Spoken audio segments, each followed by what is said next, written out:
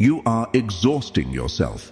Every morning, you put on a costume. You rehearse the lines. You adjust the mask. You walk out the door and play a character that you think the world wants to see. You smile when you are angry. You speak when you have nothing to say. You nod when you disagree. You project an image of stability, of certainty, of having it all together. But the moment you close your door at night, the heavy, suffocating weight of the truth comes crashing down. You are acting, and the terrified part of you, the part you are working so hard to hide, knows that at any moment the audience might realize the play is fake. You live in a state of chronic, low-level panic that you are going to be found out, that you are an imposter, that your confidence is nothing more than a thin layer of glass waiting to be shattered by a single difficult question or a cold look. Most people think confidence is about being loud, about being the center of attention, about walking into a room and dominating the space. They are wrong. That is not confidence. That is anxiety screaming for validation. True confidence, the kind that Machiavelli described, the kind that the great Stoics possessed, the kind that makes a person dangerous in the most profound sense, is silent. It is not a performance. It is a lack of need for performance. It is the ability to be disliked, to be misunderstood, and to be judged, without your internal world collapsing. You are watching this because you are tired of the performance. You are tired of the gap between who you are and who you pretend to be. You want to know how to bridge that gap. You want to know how to build a reality so solid that you no longer need to fake it until you make it. I am going to show you how. But we are not going to use positive affirmations. We are not going to stand in front of a mirror and lie to ourselves. We are going to use the cold, surgical tools of Niccolò Machiavelli, Alfred Adler, and Robert Greene to dissect your ego. We are going to kill the actor so the sovereign can breathe. The shift I am about to describe is not for the fragile. It requires you to abandon the safety of being liked. But on the other side of that abandonment is a level of power you have never touched. Let's begin the surgery. Niccolò Machiavelli, the man who understood power better than any human in history, wrote extensively about the difference between appearing to have a quality and actually having it. In The Prince, he famously noted that a ruler must sometimes be a great pretender, but he also wrote something darker, something that applies directly to your modern misery. Men are so simple and so ready to obey present necessities that he who deceives will always find those who allow themselves to be deceived. Society has trained you to be a deceiver. From school, from social media, from the corporate hierarchy, you have been taught that vulnerability is a liability. You have been taught that if you show a crack in the armor, the wolves will come. So you built a shell. You learn to fake competence. You learn to fake enthusiasm. You learn to fake agreement. But here is the Machiavellian paradox. The more energy you spend maintaining the shell, the weaker the creature inside becomes. Think of a castle. If you spend all your gold building high walls and painting them with intimidating colors, but you starve the soldiers inside, what happens when the siege comes? The walls might look strong, but the defense will collapse in an hour. This is you. You are exhausted because your brain is running a 24/7 simulation. What do they think of me? Did I say that right? Do I look awkward? Is my posture correct? This is not confidence. This is hypervigilance. This is the behavior of prey, not a predator. A predator does not worry about how it looks to the deer. The lion does not check its reflection before it hunts. It simply is. True confidence begins with a brutal admission. You are not confident because you are lying. You are lying about your fears. You are lying about your desires. You are lying about your boundaries, and the world smells it. Humans are evolved to detect incongruence. When your words say, "I am strong," but your micro-expressions, your tone, and your energy scream, "Please approve of me," people lose respect for you. They may not say it, but they feel it. They feel the vibration of a person who is begging. To stop faking it, you must understand why you are faking it. You are faking it because you believe that the real you is inadequate. You believe that if you dropped the act, you would be rejected. And you might be. but that rejection is the fire you need to walk through. Let's look at this through the lens of Adlerian psychology. Alfred Adler, a contemporary of Freud, had a theory that challenges everything you think about confidence. He argued that all problems are interpersonal relationship problems, and he argued that freedom, true, terrifying freedom, is being okay with being disliked by other people. Read that again. Most people define confidence as everyone liking me. Adler defines confidence as not caring if they don't. The person who fakes confidence is a slave to the audience. He is a puppet, and the strings are held by the opinions of his boss, his friends, his partner, his parents. If they smile, he feels good. If they frown, he crumbles. This is a miserable existence. It is the existence of a court jester dancing for scraps of validation. To become real, you must sever the strings. You must look at the possibility of being misunderstood, judged, or even hated, and accept it as the cost of freedom. Imagine walking into a meeting. You have an opinion that goes against the group. The fake you stays silent, nods, and resents yourself later. The real you speaks, not with aggression, but with calm. I disagree with this direction. The room goes quiet. People look at you. Some are annoyed, some are confused. In that moment of tension, the faker dies. The faker panics. But the real you sits in the tension. You do not rush to fill the silence. You do not apologize for taking up space. You let the discomfort exist.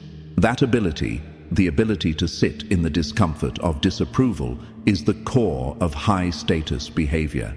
Machiavelli would call this maestà, majesty. Majesty is not about being loved. It is about being distinct. It is about having a center of gravity that is inside of you, not in the eyes of others. When you stop trying to convince people that you are smart, you actually appear smarter. When you stop trying to convince people you are tough, you actually appear tougher. Why? Because you signal that you do not need their vote. And in a world of beggars, the man who does not ask for anything is king. Now we must add the steel. Adler gives us the philosophy, but Machiavelli gives us the weapon. Machiavelli wrote about a concept called Virtù. This does not translate to the modern religious idea of virtue or goodness. No. To Machiavelli, Virtù meant prowess, capability, energy, and the will to impose order on chaos. It is related to the word vir, meaning man. Fake confidence is passive. It hopes for a good outcome. It relies on fortuna, luck. Real confidence is Virtù. It forces the outcome. In chapter 25 of The Prince, Machiavelli writes that fortune is a woman, and if you wish to keep her under it, is necessary to beat and ill-use her. Metaphors aside, the point is savage. The world yields to boldness. Most people fake confidence because they are passive. They wait for permission. They wait for the right time. They wait for the certificate, the title, the invitation. The real individual acts without permission. Robert Greene, in the 48 Laws of Power, encapsulates this in Law 28. Enter action with boldness. If you are unsure of a course of action, do not attempt it. Your doubts and hesitations will infect your execution. Everyone admires the bold. No one honors the timid. Hesitation is the leak in your confidence. When you hesitate, you are signaling to yourself and the world that you do not trust your own judgment. You are looking around for a safety net. To be real is to act with decisiveness, even when you are wrong. This is a critical distinction. Real confidence is not knowing you will be right. It is knowing you will survive being wrong. The faker is terrified of making a mistake because his identity is built on being perfect. The real player knows that mistakes are just data. If you speak up and you are wrong, you correct it and move on. You do not dwell. You do not agonize. You treat your actions like experiments. Consider the general on the battlefield. Does he know for a fact his strategy will work? No.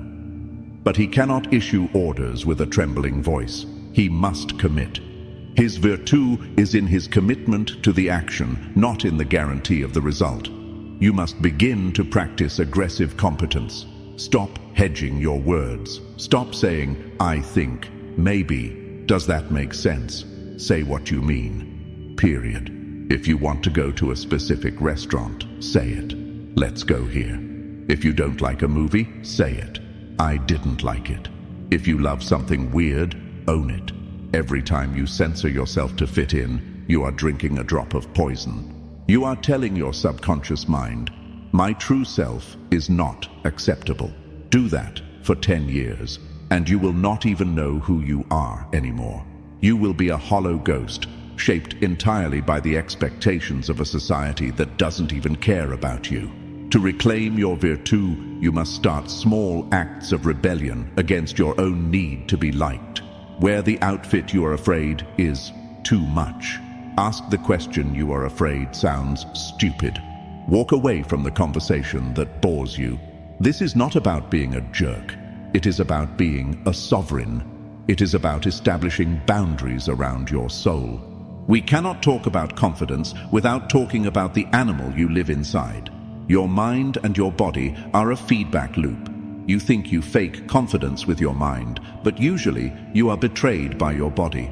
Amy Cuddy's research on presence highlights a fundamental truth. Your body leads and your mind follows.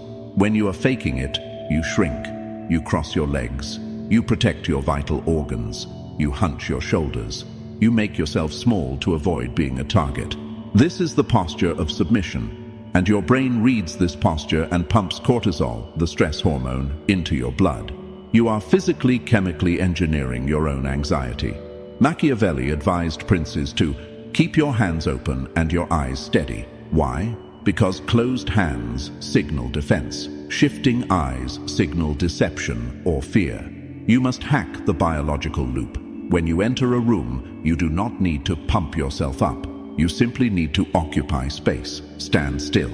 The most confident person in the room is usually the one moving the least. Fidgeting is a release of nervous energy. Stillness is the containment of power. Think of a predator again. A tiger does not tap its foot. It does not look around nervously. It is absolute stillness until it strikes. When you force your body into stillness, you send a signal to your primitive brain. We are safe. We are in control. We are the apex here.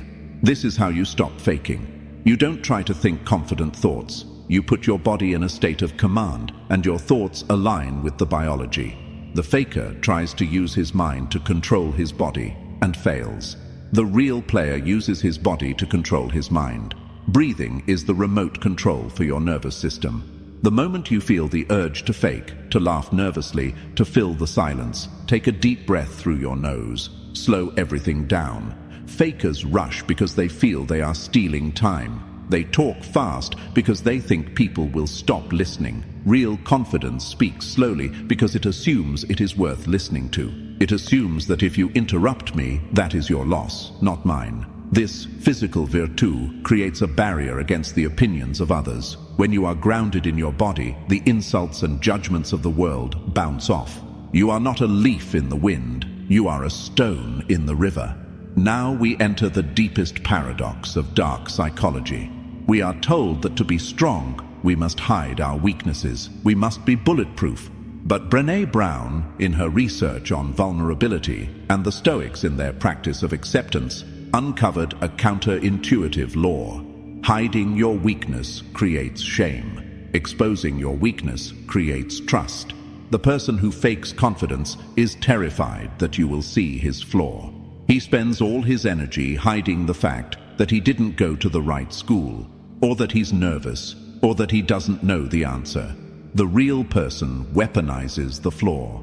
If you don't know the answer, look them in the eye and say, I don't know. The faker thinks this is suicide. The master knows this is power. By admitting you don't know, you prove that you are not afraid of the truth. You prove that your ego is not fragile.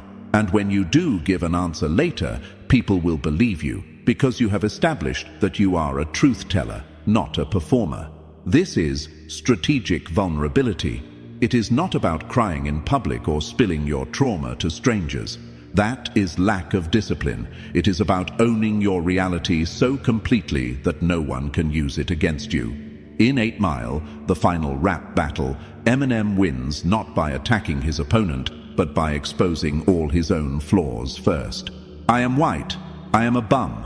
I do live in a trailer with my mom. He stripped his enemy of ammunition. He stood naked in the truth, and in doing so, he became invincible. The faker is always protecting a secret. The real person has no secrets to protect. When you have nothing to hide, you have nothing to fear. And when you have nothing to fear, you become terrifying to those who rely on fear to control you. Machiavelli knew that a prince who is transparent about his ruthless nature is respected more than a prince who pretends to be a saint while sinning in the dark. The hypocrite is despised. The honest sinner is feared. Be the honest sinner. Admit your ambition. Admit your ignorance. Admit your desires. Yes, I want that promotion. Yes, I am angry about that. No, I don't want to go to your party. The truth cuts through the noise like a razor. It shocks people. They are so used to the soft, polite lies of society that raw truth feels like an act of violence. But it is the violence of a surgeon. It cuts to heal. By being real, you give permission to everyone around you to drop their masks too. You become a leader not by title, but by energy. You become the one who breaks the spell of collective faking. Confidence is not a conversation with the world. It is a conversation with yourself. The faker is constantly asking himself, do they like me? Do they think I'm smart? Do they approve? His internal monologue is a frantic poll of the audience. He is running for office in his own head, desperate for votes. The real individual has a different internal monologue. He talks to himself like a king talks to his advisor. Is this true? Is this useful? Do I respect myself right now? This shift is subtle but nuclear. When you walk into a high-pressure situation, a job interview, a date, a confrontation, the faker is obsessed with the outcome. He needs the job. He needs the girl. He needs the win. His need makes him weak. It makes him jittery. It makes him eager to please. The real individual is obsessed with his conduct. He does not control the outcome, Machiavelli's Fortuna. He controls his virtù, his action. He says to himself, I will speak my truth. I will hold my frame. I will not apologize for existing. If they hire me, good. If they don't, I remain whole. This detachment from the outcome is the ultimate power move. In negotiation, the person who is willing to walk away has the most power. In life, the person who is willing to be rejected has the most confidence. You must practice the so what drill.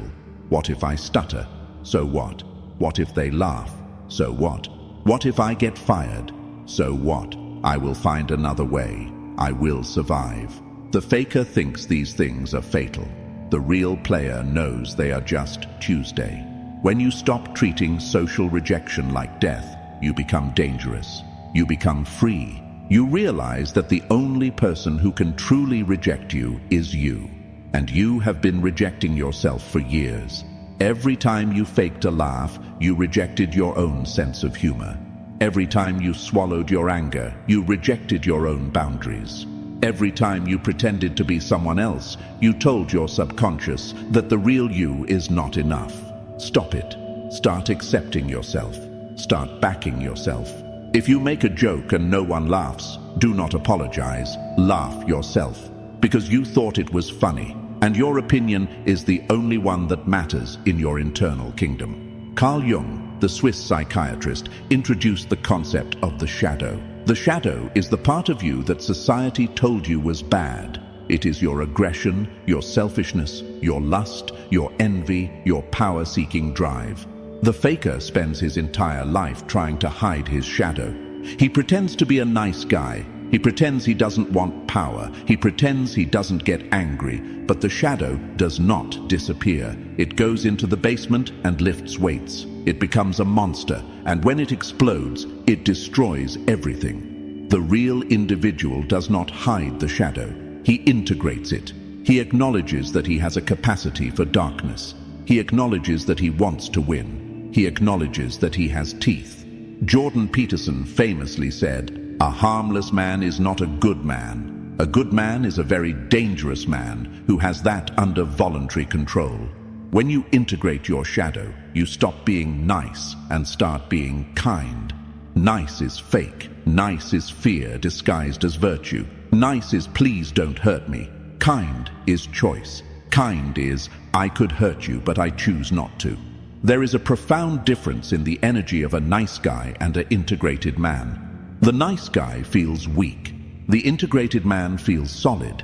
He feels like he has a loaded gun in his holster, but he keeps it snapped shut. People respect the gun. They respect the capacity for aggression. When you are faking confidence, you are usually trying to hide your aggression. You are trying to look harmless. Stop trying to look harmless. Allow yourself to feel your own strength. Allow yourself to feel your own potential for destruction. And then choose to use that strength for creation. Choose to use it for protection. Choose to use it for leadership, but do not deny it. When you walk into a room, bring your shadow with you.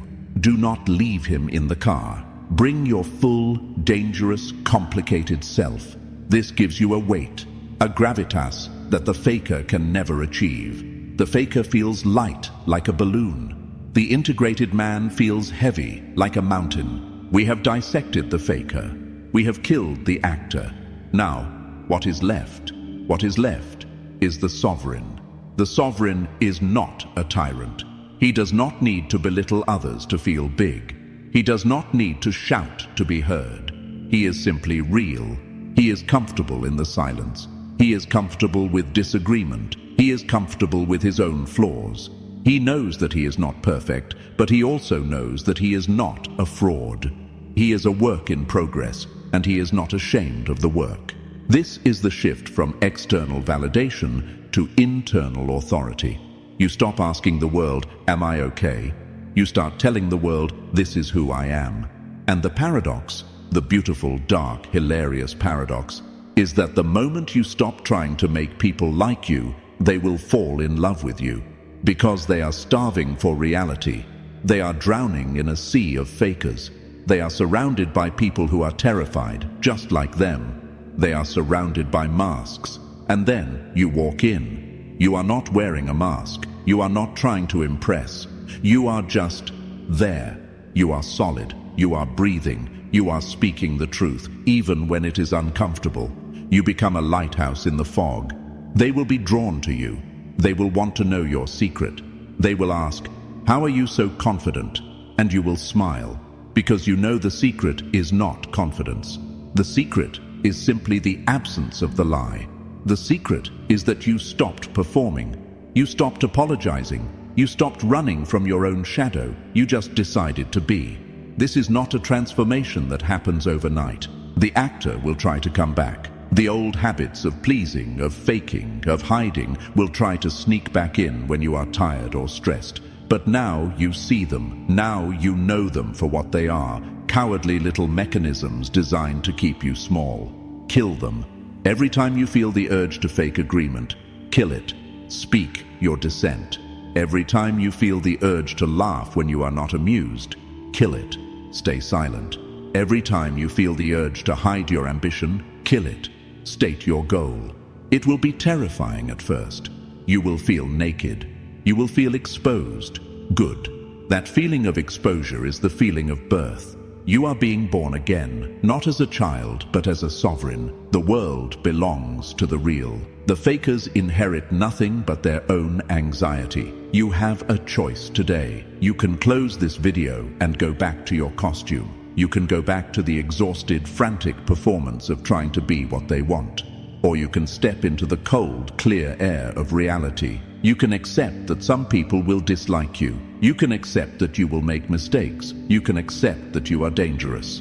And in that acceptance, you will find the one thing you have been chasing your entire life. You will find yourself. And he is far stronger than you ever imagined. If this opened your eyes, understand this is only what I can show publicly. There are videos I cannot upload for everyone. There are aspects of dark psychology that I simply cannot discuss publicly on YouTube without being censored or demonetized. The algorithm suppresses the most powerful information. Those exist behind the join button. If you're still here, You're not like the others. Subscribe if you haven't. But if you want what's hidden, click the join button and step into the architect level. You will unlock exclusive, uncensored videos that dive into the deepest parts of the human psyche. Most won't.